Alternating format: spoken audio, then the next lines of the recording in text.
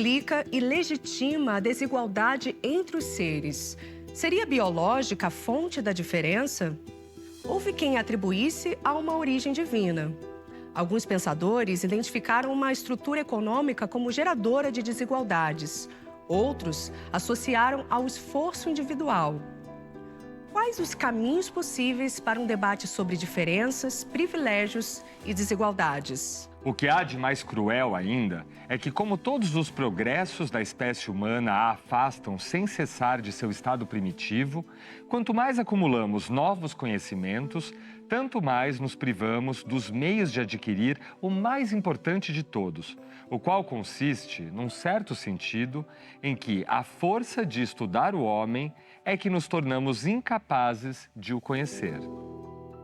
O primeiro, que tendo cercado um terreno, se lembrou de dizer, isto é meu, e encontrou pessoas bastante simples para o acreditar, foi o verdadeiro fundador da sociedade civil. Quantos crimes, guerras, assassínios, misérias e horrores não teria poupado ao gênero humano aquele que, arrancando as estacas ou tapando os buracos, tivesse gritado aos seus semelhantes: livrai-vos de escutar este impostor. Estareis perdidos se esquecerdes que os frutos são de todos e a terra de ninguém. Apesar de muitos se dedicarem a analisar o tema da desigualdade, como o filósofo Rousseau no século XVIII, hoje, quando estamos revendo o modelo de sociedade que construímos, percebemos a urgência e o quão fundamental é provocar uma profunda reflexão a respeito. Com esse propósito, o Café Filosófico promoveu um encontro especial entre a filósofa Djamila Ribeiro e o historiador Leandro Carnal. Jean-Jacques Rousseau, nós sabemos, fala muito deste homem natural, o homem natureza, que a Djamila poderia falar com mais propriedade do que eu falo, por ser da área de filosofia. E o homem, ao ingressar no estado civil, o homem cria propriedade privada, e o homem, por causa da perfectibilidade, essa palavra tão rica de significados, se aperfeiçoa. O uso do ferro, que Rousseau identifica na obra, o uso da agricultura, faz com que o homem se diferencie. Essa diferença, ela é central para entender a todos nós. A Bíblia garante que filhos do mesmo Pai, filhos da mesma entidade criadora, somos todos irmãos. O mesmo é dito pelo Corão, somos todos criados pelo mesmo ser, logo a fraternidade é universal. Mas ao mesmo tempo que a Bíblia fala dessa identidade, ela estabelece muros. Você é o povo eleito, você deve sair dessa terra, você vai punir o faraó. Esses filhos do mesmo Pai são atingidos por divisões que marcam o mundo até hoje. Como surge e o que justifica isto? Cada historiador e cada filósofo deu uma resposta. Mas eu quero invocar uma imagem que o Tuca Vieira fez em 2004, circulou o mundo, foi tema de vestibular, foi capa de livro didático. Ela mostra um prédio, zona sul de São Paulo, um prédio muito bem disposto, porque as piscinas são colocadas em forma helicoidal, de forma que cada andar tem uma cota de sol muito generosa. Atravessando um muro, e o mundo é feito de muros, né? Muro da fronteira com o México, muro da faixa de Gaza, muro de Berlim, que caiu, encerrando a Guerra Fria. Nós temos a comunidade de Paraisópolis, onde existe uma outra composição de construção, casas de alvenaria quase sempre sem reboco. Essa foto pode ser lida de muitas maneiras. Ela pode ser lida, por exemplo, como uma denúncia da acumulação nas mãos de poucos em detrimento da maioria. Esta seria uma leitura mais próxima de Marx. A produção de uma máquina de exclusão e de desigualdade. Uma máquina prévia ao nascimento das pessoas. Uma máquina estruturada pelo próprio capitalismo. Ou seja, não é uma questão de qualidade, mas de um objetivo do capitalismo, que é concentrar a renda. E neste caso, os que moram do lado direito seriam os beneficiários desse sistema, os que moram do lado esquerdo seriam as vítimas desse sistema. Se eu lesse um pouquinho antes de Marx, de 1776, a Riqueza das Nações, Adam Smith pensaria que a diferença entre os homens é dada pelo trabalho, ou seja, pela capacidade. E se Marx está na origem de muitas coisas que são ditas até hoje pela esquerda, Adam Smith está na base de muita coisa que é dita até hoje pela direita, ou por liberais, ou por pessoas adeptas da ideia de meritocracia. Porque os da esquerda têm menos, isso ninguém duvida. Mas se eles se esforçarem, se eles acordarem cedo, se eles acumularem, se eles estudarem, se eles se empenharem, um dia estarão do lado direito. A outra maneira de fazer leitura dessa imagem é uma leitura de quem é feliz e infeliz, que no fundo é uma leitura capitalista. Porque os da direita possuem um território maior para habitar e piscinas, logo seriam mais felizes. Logo, a felicidade de quem diz isso está na posse de um bem material. Eu posso pensar, como diz a doutrina social da igreja, uma crítica ao consumo, à avareza, uma crítica à exploração do trabalho, doutrina social da igreja, mas ao mesmo tempo dizendo, não é errado que existam ricos e pobres. É errado que os pobres tenham inveja dos bens dos ricos. E é errado que os ricos sejam avarentos ou que não paguem o justo salário. Não é errada a diferença de classes. É errado, por exemplo, eu combinar em excesso o acúmulo de bens materiais. E no caso da encíclica de 2015, é errado o consumismo desenfreado de danos ecológicos. A doutrina social da igreja não condena o capitalismo, mas ela vai condenar o excesso de acúmulo, a avareza. Afinal, essa desigualdade que nós vimos, ela é fruto da natureza? Somos desiguais porque nascemos fisicamente e intelectualmente distintos e só artificialmente eu vou produzir uma igualdade que não existe? Somos desiguais porque isto faz parte da espécie humana ou seríamos desiguais porque isso foi produzido? À medida que eu vou esvaziando todos os discursos, vem uma série de perguntas como: é correto existir a desigualdade? É possível revertê-la? A quebra da desigualdade por uma revolução socialista produz aquilo que na antiga Iugoslávia se chamava uma burguesia vermelha? Ou seja, uma nova elite, agora ligada ao partido, que tem privilégios, como existe no capitalismo? As sociedades mais desiguais são mais atrativas? Afinal, a tentativa de imigração ilegal é quase sempre a sociedade mais capitalista e a sociedade mais desigual. Como se nós tivéssemos uma atração. Um paradoxo que nós vivemos no Brasil é uma legislação forte de amparo ao trabalho, na CLT de 1943.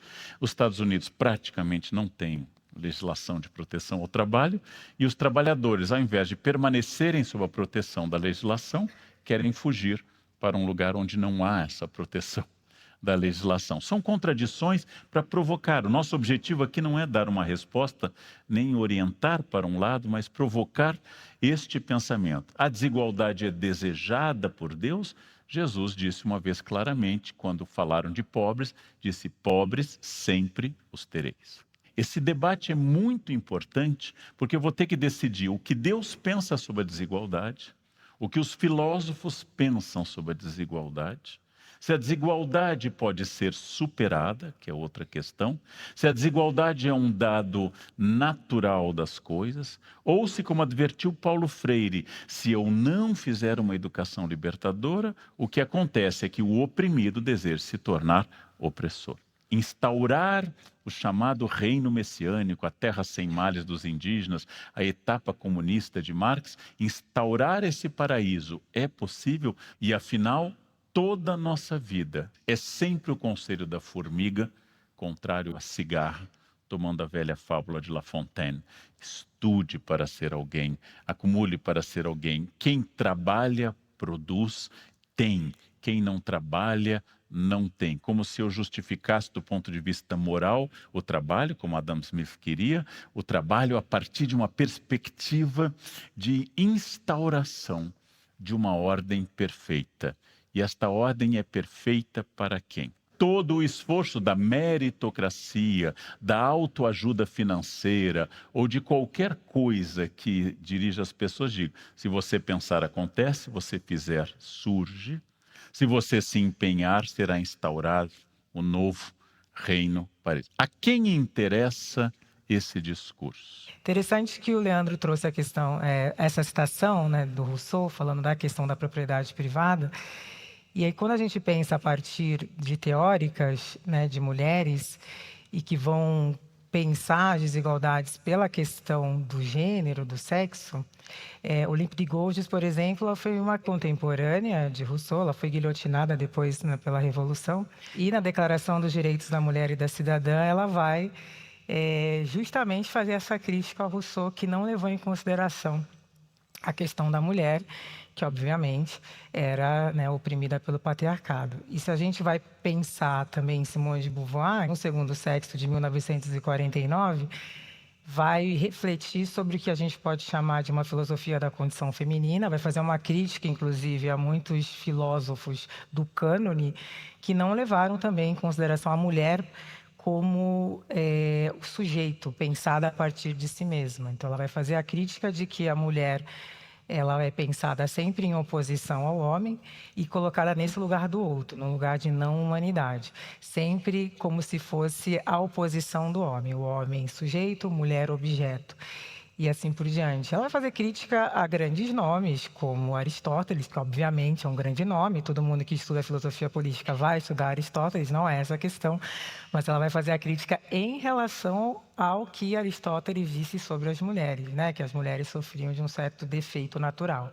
Assim como ela vai fazer uma crítica a São Tomás de Aquino, a Santo Agostinho, né? Os escolásticos, que diziam, né, que a mulher não é um animal que não é firme nem estável, sempre esse lugar de colocar a mulher como um ser irracional, né, como um apêndice, como o outro. Então, quando ela pensa essa categoria do outro, partindo da reflexão, né, de Hegel, do senhor de escravo, Beauvoir está dizendo que toda a humanidade, né, é pensada como homem, como o sujeito, e a mulher sempre em contraposição, ou sequer levada em consideração ou pensada a partir de si mesma. E quando ela faz isso, pensando a mulher a partir de si mesma, ela vai trazer todas essas consequências do que significa ser mulher, a partir desse lugar. Então, quando ela abre o segundo volume do Segundo Sexo com a frase "não se nasce mulher, torna-se mulher", Beauvoir está dizendo que o gênero ele antecede a mulher. Antes de nós nascermos, já existe uma imposição em cada sociedade do que é ser mulher ou dos comportamentos esperados para as mulheres. Então, quando nós nascemos, a gente já nasce num mundo, falando de Brasil, por exemplo, que o quarto é rosa, a gente vai ganhar geladeira, fogão, e que vão dizer que nós podemos fazer determinadas coisas, mas isso é imposto antes da gente nascer. Então, ela quer dizer que o gênero é uma construção social que se impõe à mulher. Então, independente da gente concordar ou não com aquele modelo, com aquelas imposições, a gente nasce numa sociedade em que já está imposto aquilo e a gente vai se tornar aquilo que a sociedade espera que seja a mulher. Aí, nesse sentido, muitas intelectuais feministas brasileiras, como Eliette Safiotti, por exemplo, vai fazer a discussão fundamental sobre a divisão sexual do trabalho, que é mais um marcador de desigualdade. Então, em sociedades patriarcais, há trabalhos que são impostos para as mulheres, como, por exemplo, né, o trabalho doméstico, a maternidade compulsória, essa ideia de que nós, mulheres, temos que ter filhos, temos que ficar em casa, que determinados trabalhos são para mulheres, determinados trabalhos são para os homens, e geralmente esses trabalhos que são impostos para as mulheres são os trabalhos menos reconhecidos socialmente. Indo por essa perspectiva, aí você tem um movimento feminista hegemônico, você tem a teoria feminista que surge na década de 60, muito importante, com teóricas que, inegavelmente, foram muito importantes, mas que também estão teorizando a partir de uma mulher universal, que estão pensando a desigualdade de gênero a partir da realidade de uma mulher, sem levar em consideração as várias outras possibilidades de ser mulher, que aí a gente entra na questão da interseccionalidade, que é pensar o que significa ser mulher quando você intersecciona uma ou outras formas de opressão. Se você é uma mulher negra, se você é uma mulher pobre, se você é uma mulher, enfim, se você está num outro contexto imigrante e assim por diante. Então, as feministas negras, elas são importantes no sentido de trazer essa discussão de que, quando estamos falando de desigualdades entre as mulheres, e aí a Sueli Carneiro vai fazer a pergunta, que temos que questionar de quais mulheres nós estamos falando. Porque quando o movimento feminista, na década de 70, no Brasil, vai às ruas pedir enfim, para que as mulheres tenham direito no mercado de trabalho, para que elas possam trabalhar, a gente não pode esquecer que mulheres negras já chegaram nesse país trabalhando, mas eram trabalhos, primeiro como escravizadas e posteriormente em trabalhos que não eram reconhecidos socialmente como trabalho doméstico. Aí a gente pensa que quando a gente vai discutir desigualdades, a gente vai pensar a partir de teóricos da teoria racial crítica ou teóricos decoloniais, contracoloniais, vão discutir a importância fundamental de um elemento estruturante de desigualdade no nosso país, que foi a escravidão. No próximo bloco, pensar a questão da desigualdade, da origem social das desigualdades, como elas se constroem historicamente, num contexto como o nosso, é fundamental a gente pensar a questão de raça, classe e gênero de maneira interseccionada e quais são as consequências de pensar essas opressões.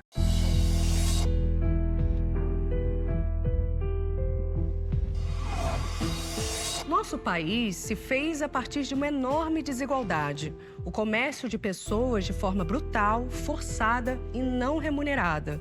Os escravizados. Estes foram trazidos para construir a riqueza alheia de poucos senhores e colonizadores, que aqui chegaram ganhando terras ou trabalho remunerado.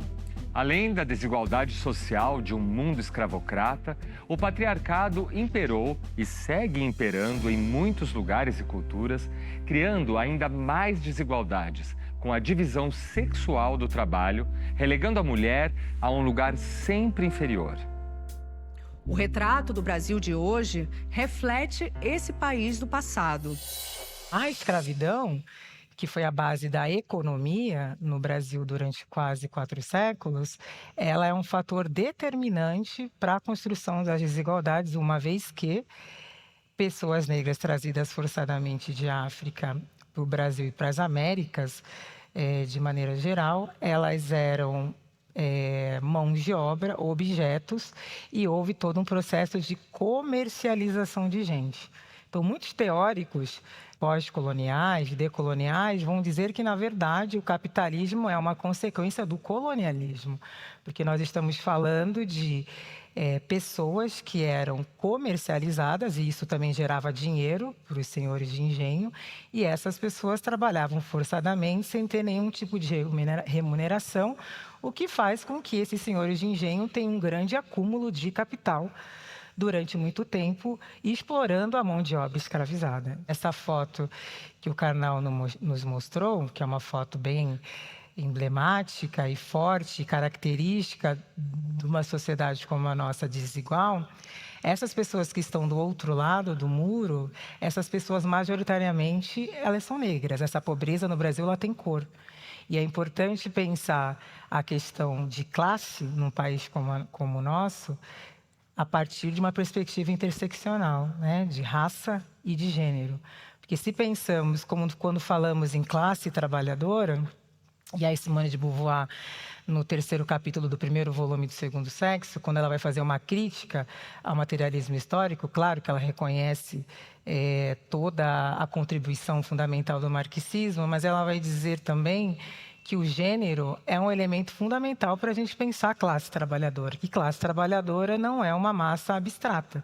Quando eu falo de classe trabalhadora, há uma diferença fundamental quando eu penso a mulher trabalhadora, que vai viver a classe pelo gênero.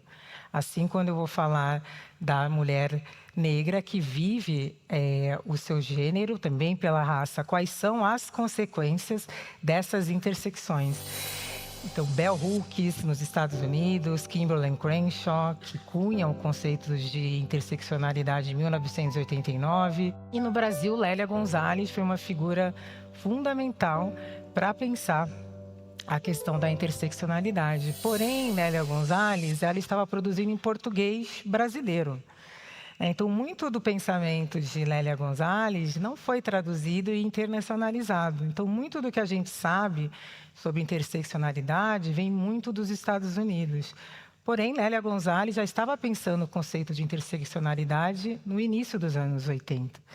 E aí, tanto Lélia Gonzalez como Maria Lugones, uma pensadora argentina, que nos deixou recentemente, vão fazer uma crítica muito interessante ao que elas chamam dessa nossa dependência epistemológica do norte global, que acaba fazendo com que a gente desconsidere as nossas próprias reflexões críticas no sul do mundo, ignorando que a nossa realidade do sul do mundo é uma realidade diferente da realidade do norte global. Então, na hora também de pensar desigualdades, é fundamental a gente também discutir a questão geográfica, que obviamente a questão da desigualdade, ela vai abarcar todos os países, é uma questão global, mas ela vai, a depender do nosso contexto, acontecer de maneira diferente. E Lélia Gonzalez, já nos anos 80, estava propondo uma reflexão transnacional, que ela chama de americanidade, da gente pensar, enquanto povos da América Latina, a nossa realidade, uma vez que a gente compartilha experiências similares como a colonização. E muitas vezes a gente está buscando essas respostas somente no norte global e não olhando entre si, não olhando para nosso próprio território e as diferenças que essas desigualdades vão produzir aqui nesse território. Então, pensar a questão das desigualdades, da origem social das desigualdades, como elas se constroem historicamente, num contexto como o nosso, é fundamental a gente pensar a questão de raça, classe e gênero de maneira interseccionada e quais são as consequências de pensar essas opressões. Interseccionalidade não é a sobreposição, não é competição de opressão.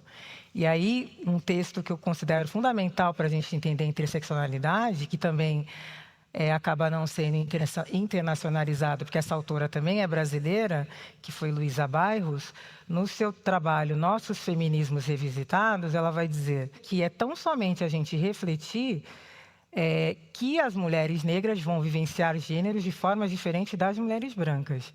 E, a partir disso, desse dado concreto, que conclusões nós podemos tirar disso? Então, não se trata de dizer você sofre mais ou você sofre menos. Trata de compreender quais são as consequências da intersecção desses fenômenos sociais. E Luísa Bairros, ela vai, nesse texto, dizer que para nós mulheres negras, por exemplo, não tem como a gente decidir qual opressão é mais importante. Se é o racismo, se é o capitalismo, se é o sexismo. Porque é a intersecção dessas opressões que colocam a mulher negra na base da pirâmide social. Então, pensar em interseccionalidade não é tão somente uma teoria importante, mas também é uma importante ferramenta de políticas públicas. Porque isso me dá um dado concreto, me gera demanda. Inclusive para eu poder reivindicar saídas emancipatórias para aquela realidade, para eu demandar do poder público políticas públicas. Um exemplo, quando a Lei Maria da Penha ela completa 10 anos, saiu uma pesquisa muito importante chamada Mapa da Violência, que mostra que em 10 anos da Lei Maria da Penha, diminuiu o assassinato de mulheres brancas em 10% e aumentou de mulheres negras em quase 55%, num mesmo período. Então, o que isso quer nos dizer? Que faltou um olhar, talvez, claro que a Lei Maria da Penha é uma ferramenta importante, uma política importante, fundamental, só que nos mostra que faltou um olhar étnico, racial, na hora de pensar essa política. Porque para a mulher negra não basta eu dizer denuncie. Essa mulher, majoritariamente, mora em territórios periféricos. Não se pode chamar a polícia. A relação que a população negra tem com a polícia é uma relação de desconfiança, não é uma relação de quem se sente seguro. A maioria dos centros que prestam serviço a essas mulheres ficam no centro da cidade. Se essas mulheres moram na periferia, muitas vezes elas não têm dinheiro do transporte. Então, nos mostra que é para além da questão legal. Então, pensar a questão da desigualdade para nós é fundamental se pensarmos elas de maneira conjunta, que não há como pensar essas estruturas de maneira separadas, porque há um encontro simultâneo dessas estruturas que vão gerar essas desigualdades. E por isso que essa é uma questão muito importante. Quando nós votamos nas eleições, quando nós nos posicionamos nas redes sociais, quando nós educamos nossos filhos ou alunos, quando nós colocamos ideias ou lemos textos, todos nós temos um pressuposto sobre a desigualdade e como ela deve ser trabalhada, como ela deve ser analisada ou como ela deve ser superada. No próximo bloco, a diferença sobre mulheres, mulheres negras, população negra e pobres é uma diferença produzida historicamente com a concorrência de um sistema econômico social e o Estado.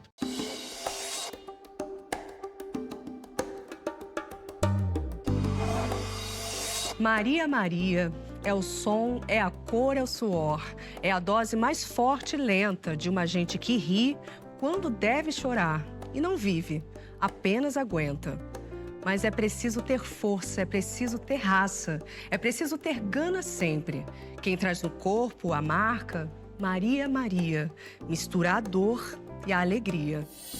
Eu acho que essa letra, ela traz uma discussão importante que Luísa Barros faz no seu texto Nossos Feminismos Revisitados, quando ela diz que nós, mulheres negras, carregamos a marca. Milton Nascimento canta, né? Quem traz no corpo essa marca produz a estranha mania de ter fé na vida. E é interessante que ele está pensando, Luísa Barros está pensando nessa marca como um marcador, né, social da desigualdade.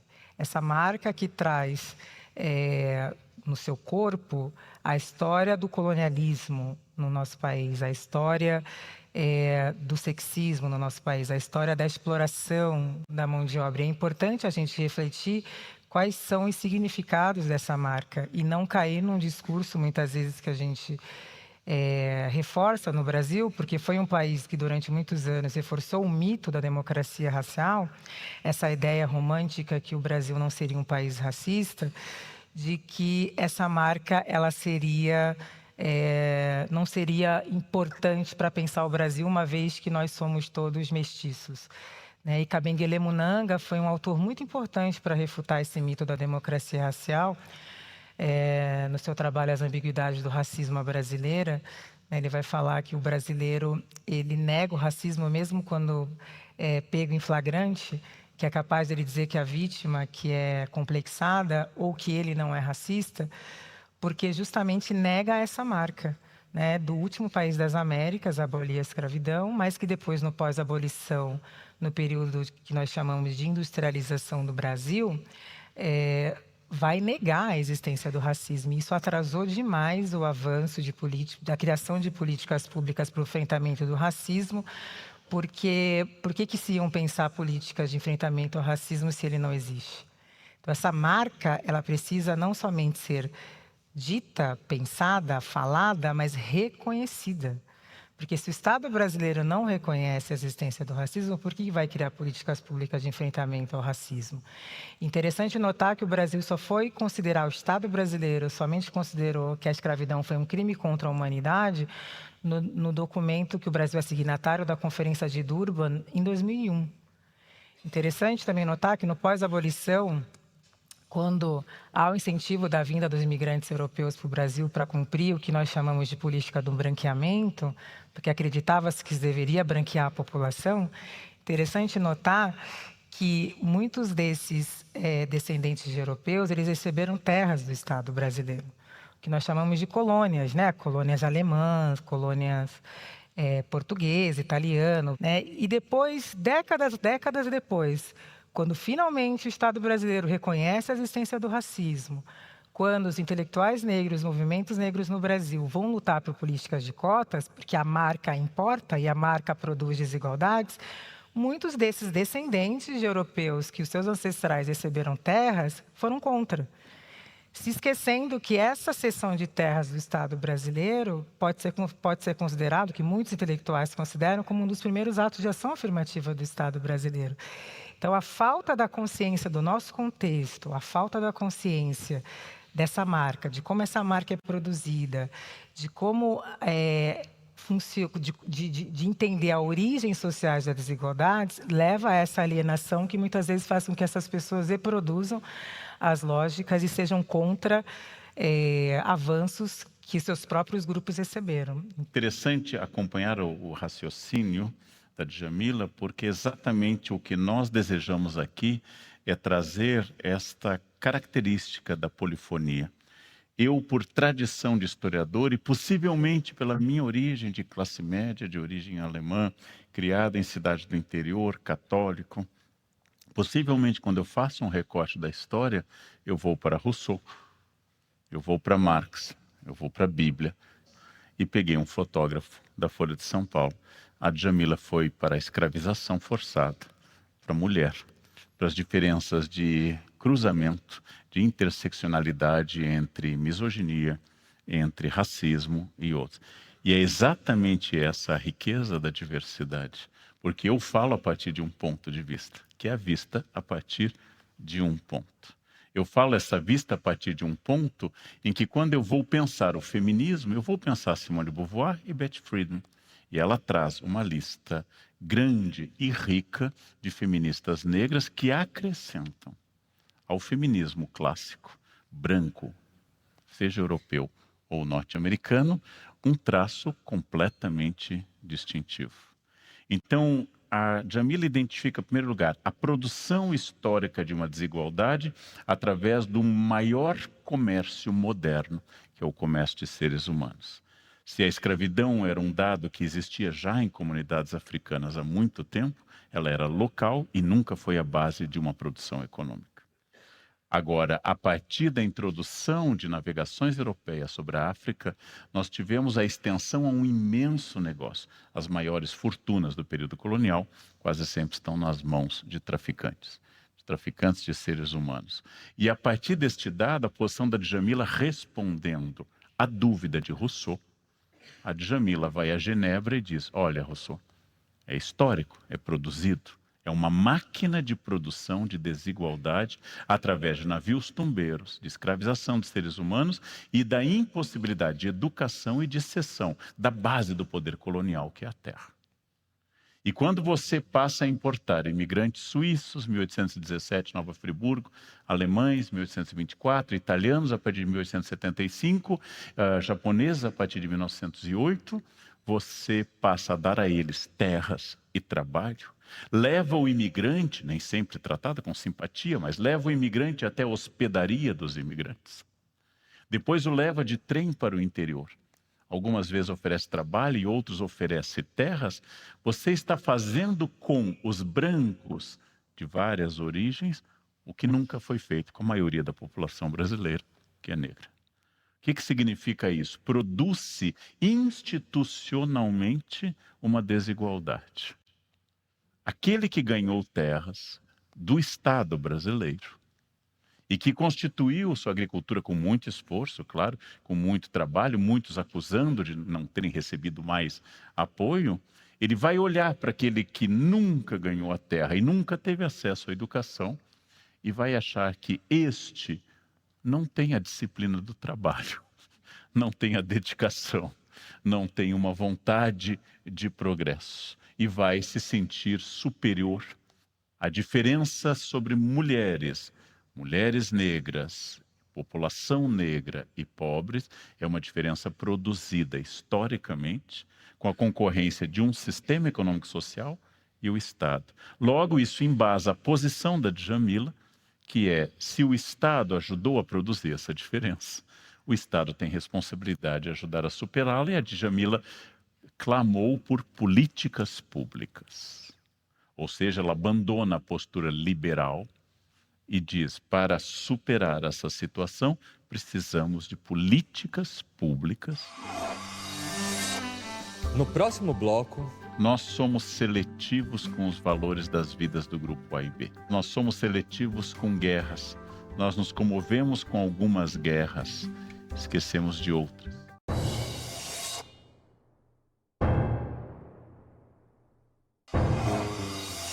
Ao longo da história, houve quem tentasse justificar o racismo com teorias biologizantes, como se fosse científico, alegando a superioridade dos brancos. E mesmo que hoje todos neguem essa suposta teoria, ela parece estar enraizada na memória social e na forma como o nosso país se estruturou. Um país que nasce de profundas violências contra negros e indígenas. Somos fruto também das tentativas de muito empenho durante muito tempo em propagar o mito da democracia racial no Brasil. O racismo aqui é estrutural. Está em todas as instâncias de nossa sociedade, em todas as práticas discriminatórias e segue perpetuando as desigualdades e reafirmando as relações de poder. Se a sociedade é assim, incapaz de dar às mulheres negras, à população negra, quaisquer chances, se a sociedade oprime, se a sociedade é branca, masculina, agressiva, se a sociedade beneficia as pessoas, especialmente os homens brancos, como a Djamila explicaria a Djamila? Ou seja, uma pessoa que não nasceu em berço de ouro, nasceu dentro de uma família de um homem ilustrado, sindicalista no Porto de Santos, estudou muito, estudou bem, foi campeã de xadrez, fez uma excelente faculdade, é mestra e é uma estrela nacional bem-sucedida, feliz, inteligente e bonita. É irritante, mas a Djamila é tudo isso. Pergunta: se não é possível subir e a desigualdade é uma coroa de ferro sobre a população, por que não há mais Djamilas, ou provocando de fato, né? Todos podem ser Djamila? Não. Pelo seguinte, claro que a gente está falando aqui da questão da estrutura, e isso é inegável, porque a gente está falando de oportunidades, né? As oportunidades são diferentes a depender da marca que a gente carrega. Então, isso vai fazer com que eu seja uma exceção, né, dentro desse sistema ainda, né? Eu fui a única aluna negra da minha turma, né? Eu olhava para o lado, as mulheres como eu, que tinham a marca, como eu, elas estavam limpando a universidade. Eu pude estudar porque eu fiz parte de uma geração que teve acesso a políticas públicas na área da educação, e eu aproveitei essa oportunidade. Isso é algo que eu sempre vou defender, né? Que não é uma questão de capacidade, mas sim de oportunidades. Porém, é importante também lembrar que nós, pessoas negras, nós não somos iguais entre si, que é essa lógica da colonização, da homogeneização, né? Em África, nós éramos bantus, quemites, e aí com a colonização nós viramos negros, o negro. Como se nós fôssemos todos iguais, não tivéssemos línguas diferentes, culturas diferentes, traços, inclusive, diferentes. E essa cultura de homogeneização faz com que as pessoas criem estereótipos e acreditem que nós temos uma essência comum, né? E negando a nossa multiplicidade, as nossas diferentes formas de ser, as nossas diferentes formas de agir, de pensar. O carnal, ele é visto como um indivíduo.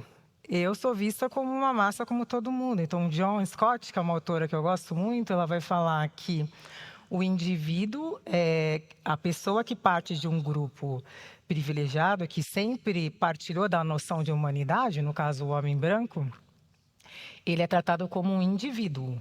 Se um árbitro de futebol, por exemplo, comete algum erro, o indivíduo vai ser responsabilizado. Fulano de tal cometeu esse erro, a torcida adversária vai querer bater naquele árbitro. Agora, se é uma mulher ou uma pessoa negra, qual vai ser a resposta da sociedade? Ele está vendo? Mulher não pode apitar jogo. Negro não pode apitar jogo. E essa lógica, ela foi, por exemplo, um caso célebre dessa lógica do goleiro Barbosa. Da mística do goleiro negro, que foi criada nesse país. E as pessoas, comentaristas de futebol, falavam abertamente, goleiro negro não, olha aí o Barbosa. Depois o Júlio César tomou 7. E eu escrevi um texto chamado A Vingança de Barbosa.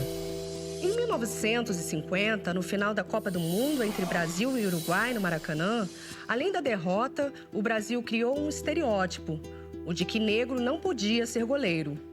Moacir Barbosa, mais conhecido como Barbosa, era o goleiro da então seleção brasileira e foi eleito o grande culpado pelo vice-campeonato. Apesar de ser considerado um bom goleiro, Barbosa, que era negro, carregou até o fim da vida, em 7 de abril de 2000, aos 79 anos, o fardo dessa derrota. A partir desse fato, criou-se o mito racista do goleiro negro. Era muito comum ouvir comentaristas de futebol, artistas, falando de forma taxativa: goleiro negro não. Não lembram do Barbosa? Estereótipos são generalizações impostas a grupos sociais específicos, geralmente aqueles oprimidos. Numa sociedade machista, impõe-se a criação de papéis de gêneros, negando humanidade às mulheres e como forma de manutenção de poder. Júlio César, goleiro da seleção na última Copa, que também aconteceu no Brasil, obviamente, não foi culpado pela derrota da seleção brasileira para a alemã por 7-1. A culpa não foi dele, é todo um time que joga, mas não se ouviu ninguém dizer que homens brancos são frangueiros, por exemplo. Nenhum mito criou-se em cima do goleiro branco. Pessoas brancas pertencem ao grupo que está no poder. Logo, suas falhas serão atribuídas aos seus indivíduos de forma pessoal, mantendo sua hegemonia e poder. Quantos meninos negros tiveram sonhos ceifados de serem goleiros por causa disso? Então é importante a gente refletir sobre essa... Eu sou um indivíduo, por mais que eu partilhe experiências em comum com outras mulheres negras, nós vamos partilhar. Porque o racismo e o sexismo são estruturais. A gente vai partilhar experiências de discriminação. Provavelmente todas as mulheres aqui presentes da minha geração vão partilhar a questão do cabelo, que foi todo um processo para a gente gostar de nós mesmas. A gente teve que desconstruir toda uma lógica, porque o racismo tem um papel preponderante na construção do que é belo, e nós somos da geração de apresentadoras de TV loiras dos olhos azuis, o que isso significou impacto na construção da nossa subjetividade. A gente vai partilhar isso, mas vai ter experiências como indivíduos que nós não vamos partilhar. Da mesma forma que eu tive colegas negras que tiveram oportunidade de estudar e que não conseguiram, de repente, ter um certo reconhecimento nos seus trabalhos. Impossível negar a estrutura, tá? E tá dado, e ela vai determinar, sim, ela vai determinar oportunidades, ela vai determinar quem vive na indignidade e quem não vive, ela vai dar oportunidades para uns e para outros não, mas também não tem como a gente negar o sujeito. Lima Barreto, né, que foi um grande escritor brasileiro não reconhecido como deveria, ele diz o seguinte: a capacidade intelectual dos negros é sempre pensada a priori e a dos brancos a posteriori. Isso está muito presente quando a gente fica surpreso, quando vê uma pessoa negra num lugar participando daquele espaço e não ali servindo. Isso faz parte quando a gente fica muito chocado, quando a gente vê uma pessoa negra em determinados espaços. A gente tem que investigar de onde vem esse choque. Então, vou dar um exemplo, né? Em 2018, eu estava indo para a Alemanha participar de um programa Professor Angela Davis, professor convidado. Fiquei uma semana em Frankfurt, na Goethe University. 2018, eu estava no embarque do aeroporto. E aí uma senhora me viu, e eu vi que a senhora ficou olhando muito para mim. Eu falei, ela vem, botei meu fone de ouvido, tentei disfarçar, mas ela não conseguiu. Uma senhora branca olha para mim, oi, tudo bem? Você está indo viajar? Eu só fiz... eu estava na área de embarque, né? Você está indo nesse voo aqui, né, para a Alemanha? Eu fiz sim. Ela, o que você está indo fazer lá? Você está indo dançar? Eu falei, eu não, porque a senhora está? Ela, eu não. E aí ela ficou extremamente ofendida. Então, quer dizer, ela podia perguntar para mim, mas quando eu devolver a pergunta, inclusive eu faço isso, eu devolvo a pergunta. Ela ficou ofendida. Eu não. Eu falei, eu também não. Aí ela foi pro lugar dela, me achando extremamente grosseira, porque nem tem isso, você ainda é grosseira. E eu fiquei refletindo, eu falei, provavelmente aquela senhora nunca leu Gobineau ou Nina Rodrigues, mas está presente. Ela imaginou que uma mulher como eu, com a minha característica, que carrega essa marca, não poderia estar indo para a Alemanha para ser professora. Eu estava indo dançar e não era balé clássico.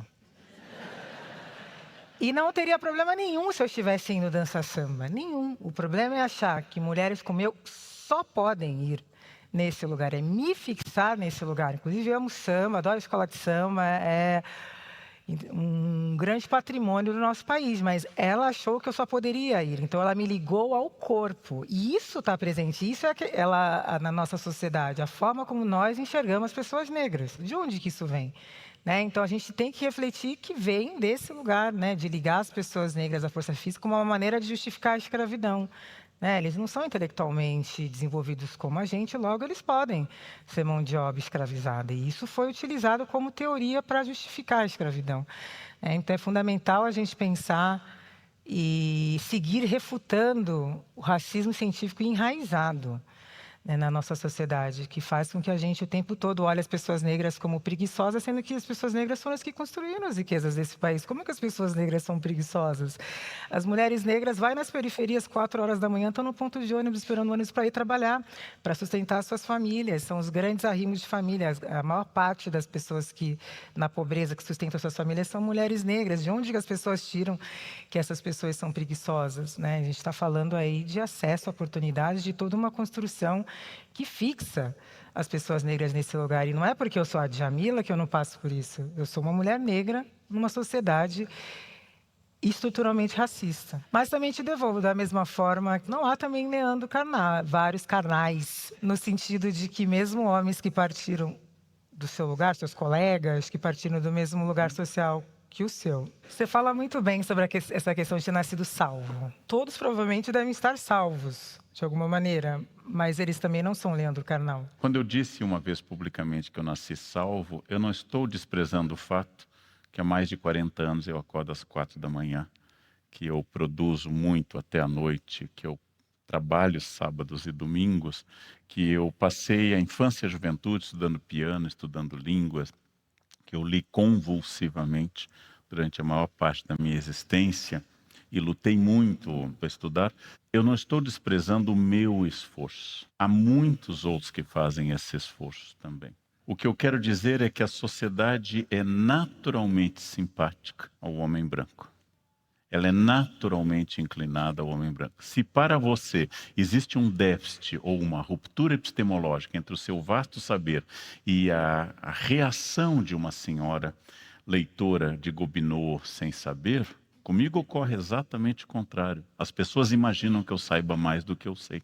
E quando alguém fala um autor, e eles já me dizem, né? Porque o Leandro sabe, às vezes eu nunca ouvi falar daquele autor, não tenho a menor ideia de quem se trata. Da lista de feministas negras que você leu, eu conheço 2. Mas eu balancei a cabeça para dar ao público a sensação que eu sou um grande leitor de filme, o que não é verdade. A autoridade, como lembra o grande autor que você citou, o nosso querido Lima Barreto, autor de O Triste Fim de Policarpo Quaresma e tantas outras coisas, a autoridade do homem branco médico, do homem branco professor, do homem branco guarda, ela pré-existe, ela não precisa se afirmar. E como você lembrou, quando eu erro, invocam-se 3 insultos. Ou uma sociedade aberta no casamento, ou uma mãe que exerceu atividades eróticas remuneradas, ou então questão de orientação sexual. Mas é sempre voltado a mim. Agora, sempre que é uma pessoa, uma mulher ou uma pessoa negra, ou alguém do Nordeste, isso é um representativo de tudo. Então, todos os seus amigos não lhe pagaram, mas entre eles há um amigo judeu, é porque os judeus são avarentos. Todo mundo está dormindo depois do almoço, mas se for alguém nascido em determinado estado do Brasil, só pode ser indicativo de que naquele estado não progride a ideia de trabalho. Então, quando eu digo eu nasci salvo, é que a sociedade é preparada para ver no homem algo melhor, inclusive, do que ele é. Ou seja, eu nego o fato objetivo de que a humanidade, por exemplo, nasceu na África e que o Egito foi um dos seus berços, e fico classificando o mundo a partir da Europa. Oriente Próximo, Extremo Oriente. A partir de um ponto de vista de referência europeu. Então, sim, nós 2 nos esforçamos muito, nós 2 jogamos xadrez. Mas como eu disse quando você entrou na Academia de Letras, eu disse, você aprendeu no jogo de xadrez que quem dá o primeiro lance são as brancas. As peças pretas jogam na defensiva, inicialmente. A desigualdade existe em todos os países do mundo, mas há momentos que a desigualdade nega a humanidade para algumas pessoas. Existe desigualdade em todos os lugares. A função dos estados não é garantir o paraíso, mas é, como diz um conservador, evitar o inferno. Nós somos seletivos com os valores das vidas do grupo A e B. Nós somos seletivos com guerras. Nós nos comovemos com algumas guerras, esquecemos de outras. A imprensa não dá notícias sobre Eritreia, Iêmen, Sudão do Sul, por exemplo, onde morrem mais pessoas do que nas guerras atuais, as que estão em curso.